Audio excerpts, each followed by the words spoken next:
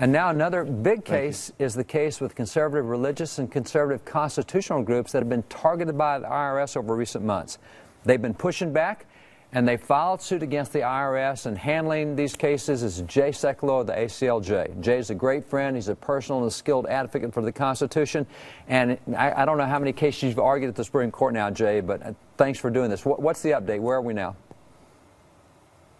Well, the case keeps getting better by the moment, David, and the fact is we are now amending the complaint. This will be the third amended complaint that we're putting together right now. Basically, what you've got is an acknowledged targeting by the IRS of conservative and Tea Party and Christian organizations because of their viewpoint. In fact, yesterday a document was released, which was an IRS document by the Exempt Organizations Division, which listed the various groups, including 33 of our 41 clients, and why those groups were, in the IRS's view, not worthy of exemption. For instance, in one case they said the group has, quote, anti-Obama rhetoric. What was the anti-Obama rhetoric? It was a complaint about Obamacare. It was a position contrary to the president's initiative on health care. Another group was deemed to be not worthy of tax exemption because their pro-life position was, quote, emotive and not based on fact, end quote. That's from the IRS's own documents. So what we've got is, I think, probably the most significant scandal since Watergate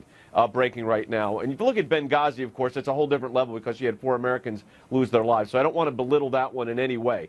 But from a just pure political standpoint and a legal standpoint, the idea that the IRS engaged in this targeting, acknowledging the targeting, and the person that was in charge of it at the Exempt Organizations Division of the IRS used to be with the FEC.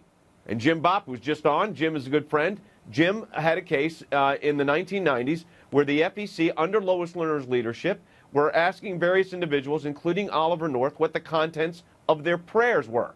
And by the way, that same kind of questioning arose in these IRS cases, too. So, David, it's huge. The ramifications are gigantic, and the Department of Justice is trying to defend it, as well as outside counsel for, we've sued a lot of people here that were involved in this. So you've got 41 plaintiffs. Where are you in the process? Yep. Are you guys... Well, we filed the first and second amended complaint, a third complaint going now. The government has not yet responded. We're giving them additional time to respond because we're just now amending the complaint. Part of the difficulty when you've got a case this big and this significant is that things change rapidly. There's ongoing House and Senate investigations, really primarily in the House of Representatives, both in Ways and Means and in Oversight. And they're getting new information every day, and once that information is made public, we then have that information, which makes our case even stronger. So it's an ongoing review process right now. But I told this to some of our senior folks today. This is the most complex and significant case I think we've ever handled. And David, you've been we've been friends a long time, so you know we've handled some big cases at the Supreme Court. But this case has got real ramifications as far as stopping government persecution and government discrimination, which is evidently prevalent in the IRS. Now, Jay, I mean, you win lots of cases when you get to the top, but you have to go through a lot of wacky decisions sometimes at the lower level to get an appeal to the top. Do you see any way, I mean, even at a lower level, that you guys are not going to win this? I mean, this seems to be such a no-brainer for anybody from any political persuasion. I don't see how a judge, even at a lower level, can be wacky on this. Well, we're before the U.S. You're right. We're before the U.S. District Court judge right now. David, interestingly, in this case, on the substance, that is, were there acts of discrimination engaged in by the IRS? They've already confessed that. They've acknowledged that. Now, we've got it a lot deeper now than what they did.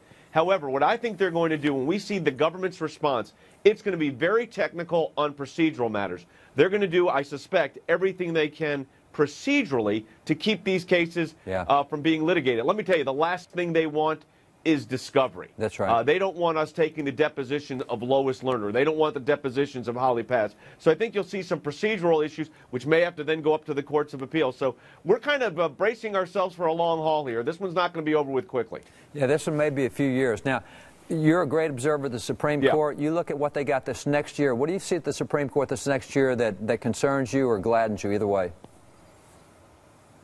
Well, I mean, I think Jim Bopp's case that you were just talking about is one where I'm optimistic. The court has been consistently peeling back portions of the Campaign Finance Act, and the idea that when you engage in political activity, including donations to campaigns, that's speech. I think Jim's right. There's 5 votes for that. I actually argued a portion of Title III of the Bipartisan Campaign Finance Act. It was called McCain-Feingold, and we challenged the provision that prohibited minors from participating by making donations to campaigns. And we got that struck unconstitutional by 9 justices when that case was argued. Having said that, I'm optimistic about Jim's case, so I think that's a big one. There's another case involving prayer right before city council events. Now, these happen all over the country, but it's the town of Greece. But when you get to the religion cases, David, I'll never forget this. I think my second case I ever argued, you all would send us these great fruit baskets into the hotels where we were staying. Those cases were a bit easier than these, to tell you the truth. Wow. The laws developed well in a lot of areas. We've had good success at the Supreme Court. This is a case that friends of ours at the Alliance Defense Fund are handling, but it's going to be a very close case. It really is going to come down. I think it's a 5-4 decision, so it's really too close to call. I'm always cautious on cases involving religion and the Supreme Court of the United States. You know that. I'm very cautious what I take up. A lot of the reason we've had great success has been because we're very careful what we take up. Jay, thanks for all you do, man. Keep us posted on what's happening at the IRS. We appreciate all your work and all the work you've been doing for years. Thanks, Dave. Thanks, bro.